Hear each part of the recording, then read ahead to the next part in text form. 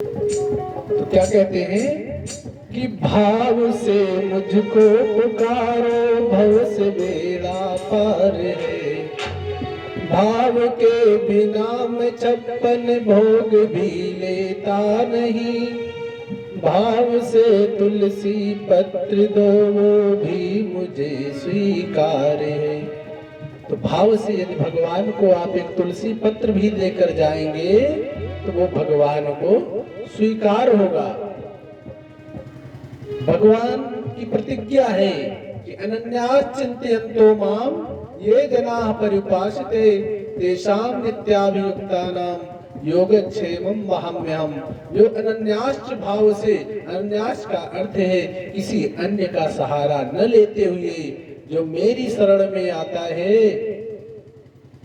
उसकी मैं योगक्षेम की प्रति क्षण रक्षा करता हूँ, सहायता करता हूँ, उसकी सुख दुख का मैं निर्वहन करता हूँ। गीता में कहा है भगवान ने। और ये भगवान का भजन होने में रोक कौन लगाता है? भगवान का भजन करने में मन आपका सबसे बड़ा शत्रु है। कि मन से बड़ा नहीं चंचल कोई, पल पल रचता स्वांग निराले। मन से बड़ा नहीं,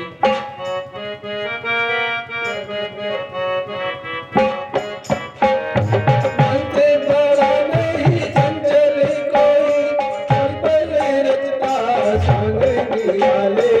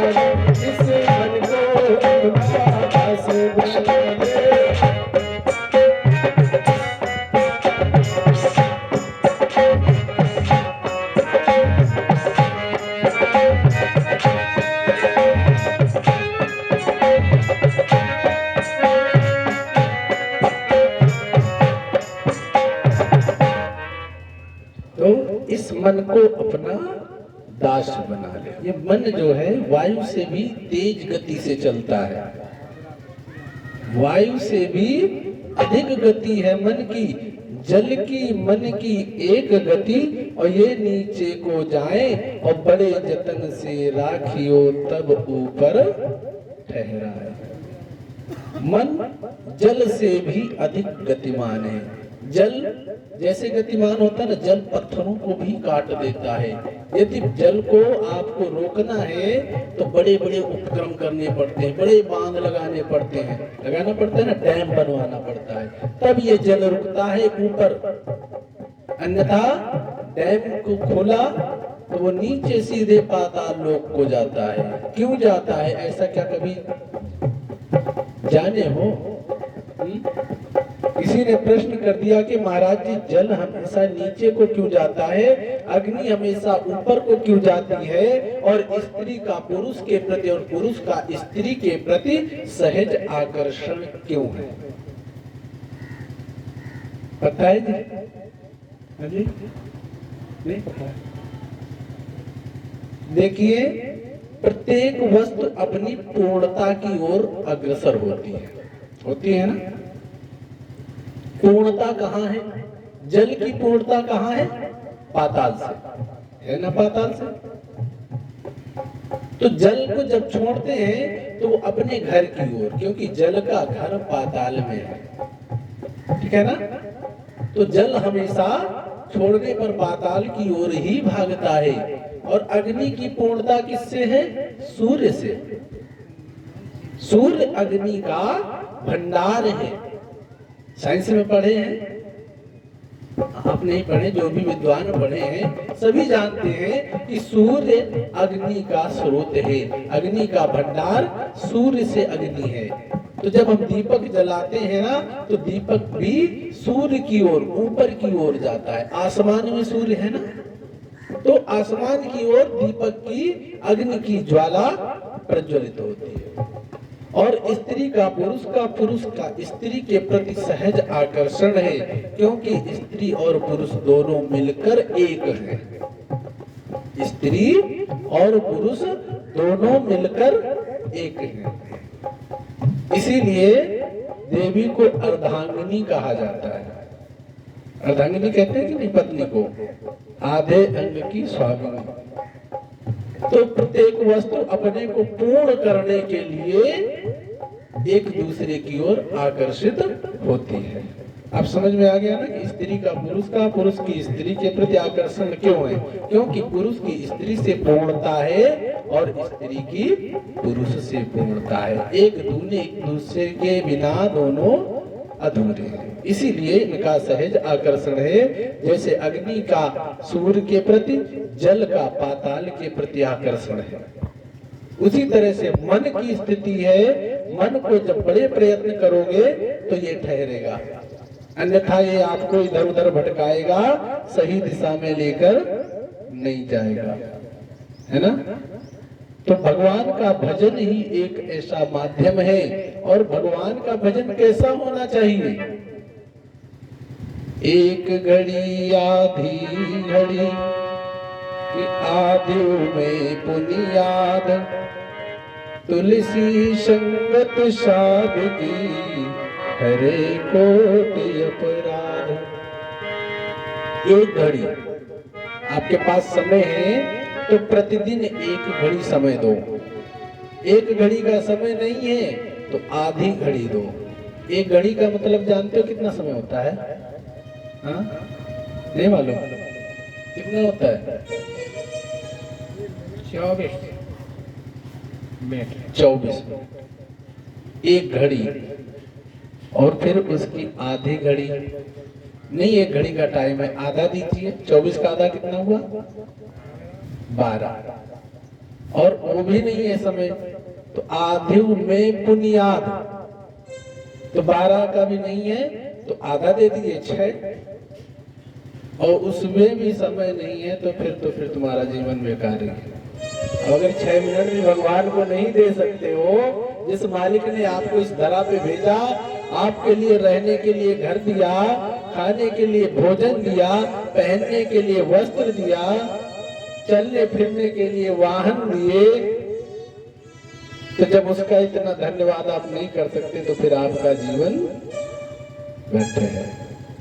तो एक बार भगवान का भजन करेंगे, तत्पश्चात कथा से जोड़ेंगे कि तेरी पार करेंगे नैया, भज कृष्ण कन्हैया। पार करेंगे नैया, भज कृष्ण कन्हैया, कृष्ण कन्हैया गौरी के भैया। पार करेंगे नैया, भज कृष्ण कन्हैया, पार करेंगे नैया, भज कृष्ण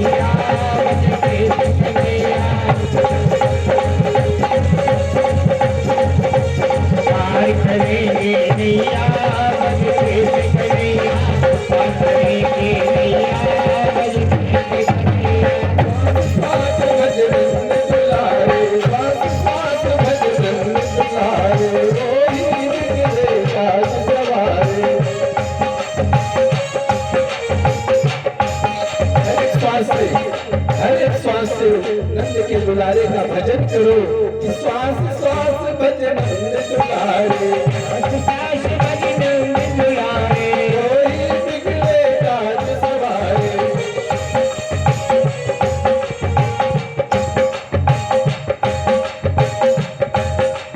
नटवर चतुर रसैया, नटवर चतुर रसैया,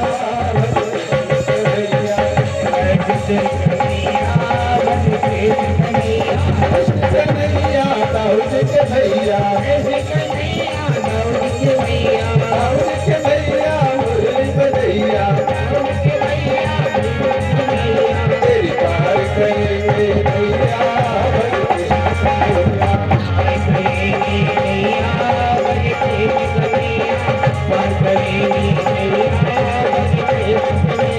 लाल बाल संग भेद करावे, लाल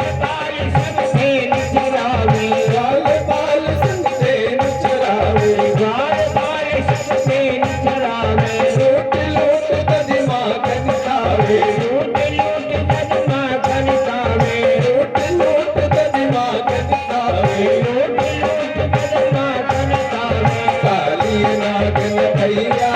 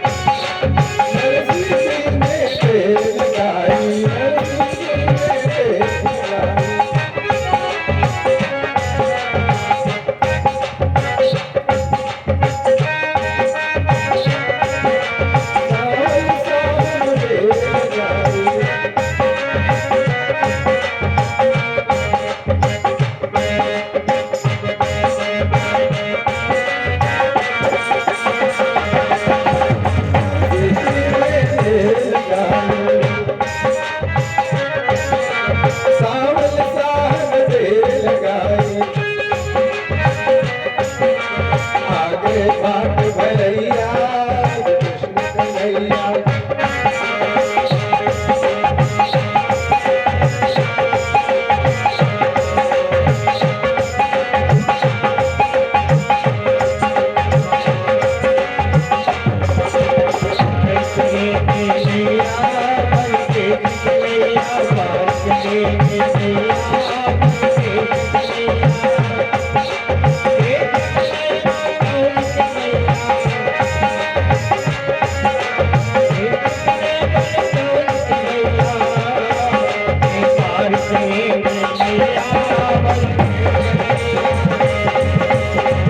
और क्या करते हैं नरसिंह भक्त की कथा सुनी होगी।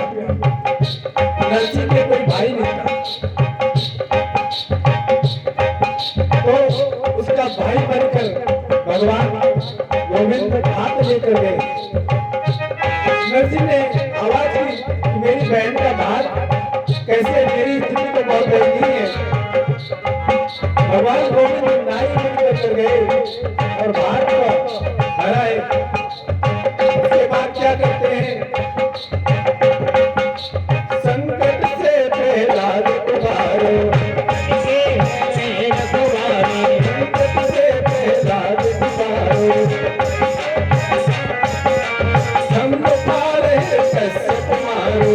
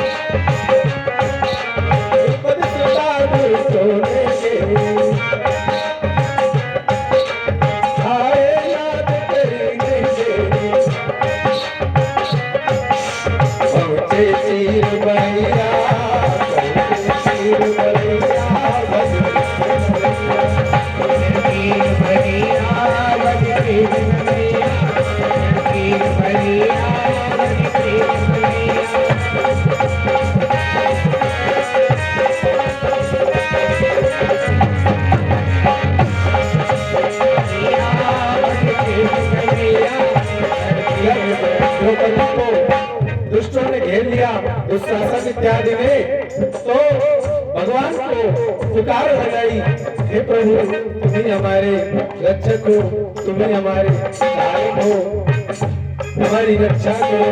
तो भगवान देर नहीं लगी और तुरंत ही चीर बढ़ाने के लिए उपस्थित हो गए। तो आगे चीर बढ़िया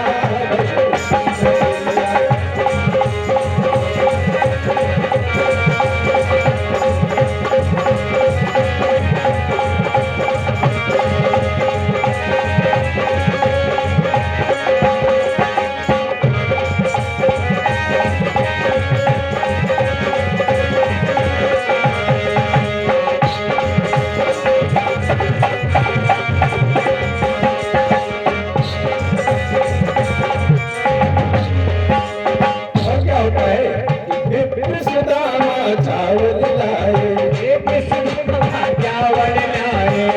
सहित हरि भोग लगाए, हर भोग लगाए।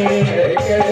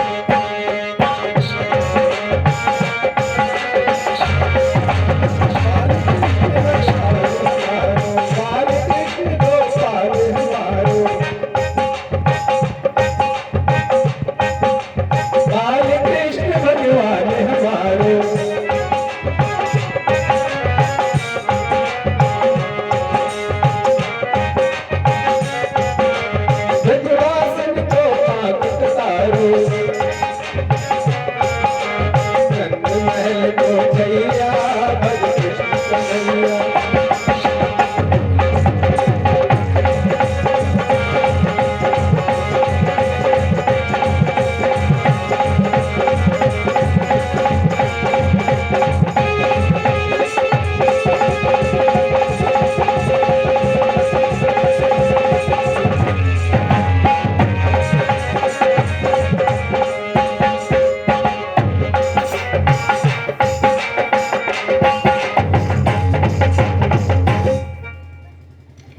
बोलो राघवेंद्र सरकार की जय, बाके बिहारी लाल की जय।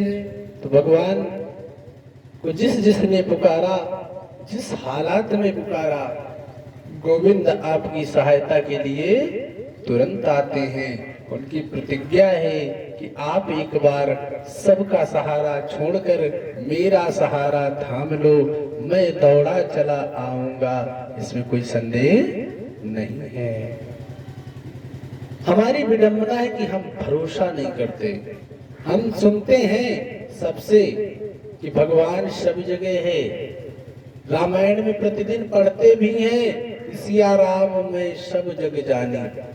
लेकिन यदि कहीं से धोखे में रात बिरात कहीं अनजान रास्ते से निकल जाओ और इत्तेफाक से संयोगवश अगर वहां शमशान घाट हो तो अंधेरा हो, और अगर धोखे से भी आपका पैर या कपड़ा कोई लकड़ी के ठूठ जानते हैं ना आप लोग, जानते हैं क्यों जी?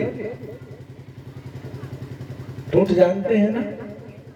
ठूठ लकड़ी का, पेड़ का जो कटा हुआ होता है।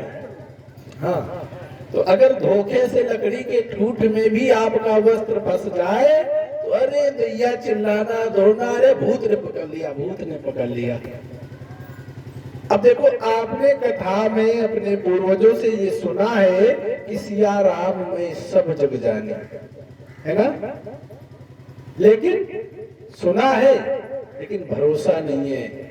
और ये भी अपने पूर्वजों और कथाओं में ही सुना है कि भूत कुछ जगहों पर रहता है, एकांत में रहता है, जो घर बिल्कुल बंद हो काफी समय से, है उस घर में भूत रहता है, शमशान घाट में भूत रहता है, नदी के तट पर भूत रहता है, रेलवे क्रॉसिंग पर भूत रहता है। ऐसा सुना ही है ना, देखा तो नहीं किसी ने, नहीं देखा ना।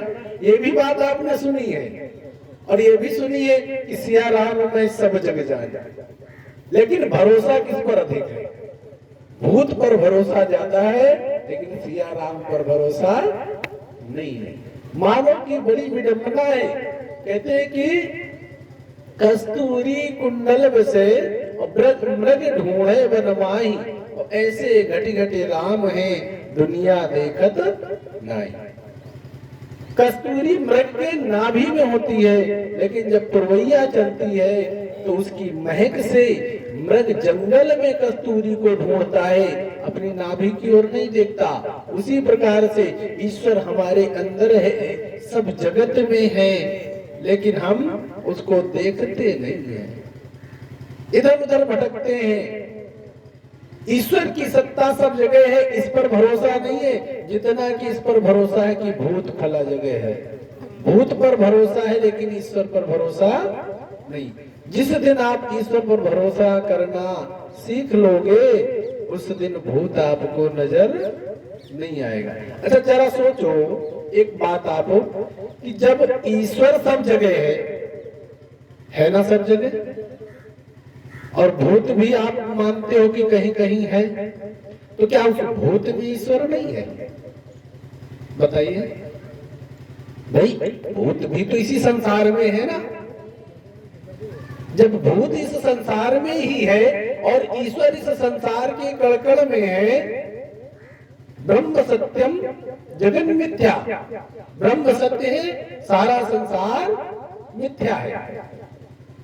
आद्य गुरु शंकराचार्य जी ने उपदेश दिया कि ब्रह्म सत्यम जगन मिथ्या, तो किसी ने प्रश्न कर दिया कि प्रभु गुरुदेव ये बताइए कि यदि ब्रह्म सत्य और सारा जगत मिथ्या है, तो गोस्वामी तुलसीदास जी ने लिखा है कि इंद्रियों के द्वारा किया हुआ कर्म भी जगत है। इंद्रियों के द्वारा किया हुआ कर्म भी जगत है।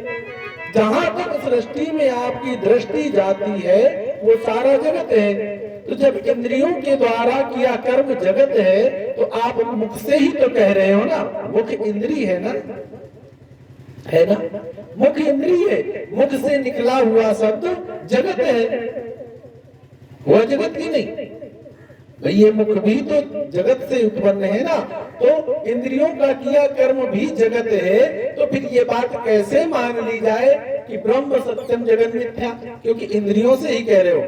बोले ये तब तक के लिए मानने के लिए है जैसे कि आपके पैर में एक कांटा चुभ जाए। बोलो, ये जो हम कह रहे हैं, आदि गुरु शंकराचार्य जी कहते हैं, सुनो सुनो, आदि गुरु शंकराचार्य जी कहते हैं कि ये बात तब तक सत्य मान लो, कब तक? जब तक आपके मन में ये जगत के माया में मन भटका हुआ है, तब तक ये मान लो ब्रह्म सत्यम जगन मिथ्या। किस प्रकार से? उदाहरण देते हैं कि जैसे पैर में एक कांटा चुभ जाए, पैर में एक कांटा चुभ जाए, तो उस कांटे को निकालने के लिए क्या करना पड़ता है? बोलो, दूसरा कांटा लेना पड़ता है ना। एक कांटे से ही दूसरा कांटा निकाला जा सकता है। तो इस बात को, इस जगत को मिथ्या मानने के लिए ये बात को सत्य मान लो। जो मैं बोल रहा हूं, आदि गुरु शंकराचार्य कहते हैं कि जो मैं कह रहा हूं ब्रह्म सत्यम जगन मिथ्या, ये उसी प्रकार का एक कांटा है। जैसे आपके पैर का चुभा कांटा सत्य लगता है, तो उसको निकालने के लिए दूसरा कांटा तलाशते हो, तो उसी प्रकार से इस संसार के माया मोह के जो कांटे अंदर चिपे हुए हैं, इनको दूर करने के लिए आप इस बात को तब तक सत्य मान लो जब तक आपको ब्रह्म का साक्षात्कार न हो जाए, जब तक आपको ब्रह्म की प्राप्ति न हो जाए। और जब ब्रह्म की प्राप्ति हो जाए तो ये भी काटा झूठा, वो भी काटा झूठा। बोलो गोविंद भगवान की। तो कथा से जोड़ते हैं। कथा में आपको कल व्यास जी ने सुनाया कि महाराज परीक्षित शेष सैया पर लेटे हुए हैं। सॉरी, क्षमा करिएगा, भीष्म पितामह। भीष्म पितामह शेष सैया सर सैया पर, बाणों की सैया पर लेटे हुए हैं। सूर्य उत्तरायण हो चुके हैं, लेकिन अपने प्राण नहीं त्याग पा रहे हैं। इच्छा मृत्यु का वरदान था, भीष्म पितामह को कोई मार नहीं सकता था। अगर उनको कोई मार सकता था तो वो उनकी स्वयं की इच्छा थी। तो उन्होंने कल्पना की, इधर भीष्म पितामह अपने स्वधाम प्रस्थान का विचार करते हैं और यहाँ पर क्या घटना घटती है कि भगवान कृष्ण द्वारिका जाने के लिए तत्पर होते हैं। देखिए कितनी सुंदर झांकी है, पांडवों का परिकर है, कुंती है, द्रौपदी है, पांचों पांडव हैं, युधिष्ठिर, अर्जुन, भीम, नकुल, सहदेव, और भगवान पीतांबर ओढ़े हुए रथ पर दारुक सारथी रथ सजाए हुए हैं और गोविंद जाने के लिए तत्पर हैं। एक पैर भगवान का रथ पर है और एक पैर जमीन में। उसी समय एक आवाज आती है, त्राहिमाम त्राहिमाम। उत्तरा के गर्भ की जो अश्वत्थामा ने बाण छोड़ा था उसके द्वारा उत्तरा प्रताड़ित होती हुई भगवान गोविंद के पास आती है। गोविंद उसकी रक्षा करते हैं। कुंती बुआ से कहते अब हमको जाने दो। बुआ जी कहती है प्रभु मैंने देखा अभी अभी आपने मेरे वंश की रक्षा की है और जब जब मेरे पुत्रों पर संकट आया आपने रक्षा की और अब आज हमारा सुख का समय है तो आप जा रहे हैं, ऐसे न जाए। तो गोविंद रुक जाते हैं। युधिष्ठिर दुखी होते हैं अपने कुल की विधवाओं को देखकर, शोक संतृप्त रहते हैं। तो भगवान कृष्ण को उपदेश देते हैं, लेकिन युधिष्ठिर को उपदेश का असर नहीं होता। तो भगवान कहते हैं देखो ये हमको अपना बड़ा छोटा भाई मानते हैं, युधिष्ठिर जी बड़े हैं और बुआ के लड़के हैं कृष्ण युधिष्ठिर के, तो छोटा मानते हैं। तो छोटे का उपदेश इनकी समझ में नहीं आएगा। छोटा व्यक्ति कोई कितनी भी अच्छी बात कहे तो उसकी बात बड़ों की समझ में जल्दी से नहीं आती। तो ये भगवान उधर भीष्म पितामह इच्छा करते हैं कि गोविंद आपके दर्शन हो जाए अंतिम समय। तो युधिष्ठिर को लेकर भीष्म पितामह के पास जाते हैं, भीष्म पितामह को दर्शन देते हैं और उसके पश्चात भीष्म पितामह भगवान से कहते हैं कि प्रभु अब हम चले तो जाएं, लेकिन एक बोझ है। बोले क्या बोझ है? बोले मेरी पुत्री का विवाह नहीं हुआ है।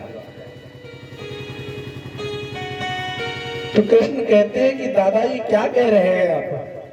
शादी तो आपकी ही नहीं हुई, पुत्री कहां से आ गई? बोले स्वमति, मेरी मति ही मेरी पुत्री है। अच्छा, तो आपकी मति का अभी तक विवाह क्यों नहीं हुआ? बोले विवाह इसलिए नहीं हुआ कि उसके योग्य कोई वर ही नहीं मिला। तो बोले आपकी पुत्री के योग्य वर नहीं मिला, आपकी पुत्री के योग्य कैसा वर चाहिए? तो भीष्म पितामह ने कहा कि प्रभु आपको देख करके लगता है जो गुण आपके अंदर है वैसे ही वर का हमारी पुत्री के लिए हम चयन कर रहे थे, इसलिए आप हमारी पुत्री मति का विवाह अपने साथ कर लें। तो वहां पर मति अपनी भगवान कृष्ण के चरणों में अर्पित करते हैं और भीष्म पितामह शरीर को त्यागते हैं। इधर भगवान उत्तरायण है, सूर्य भगवान उत्तरायण है, और इधर भगवान कृष्ण भी उत्तरायण है।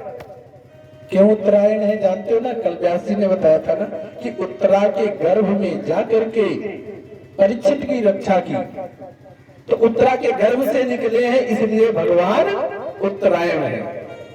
तो भगवान का एक नाम उत्तरायण ही भी है। बोलो उत्तरायण भगवान की। इसी के साथ हम अपनी वाणी को विराम देते हैं। आपके व्यास जी परम पूज्य गुरु देव आचार्य आदेश त्रिपाठी जी उपस्थित हो चुके हैं। आप सभी खड़े होकर उनका स्वागत करेंगे और कथा हेलो। शर्या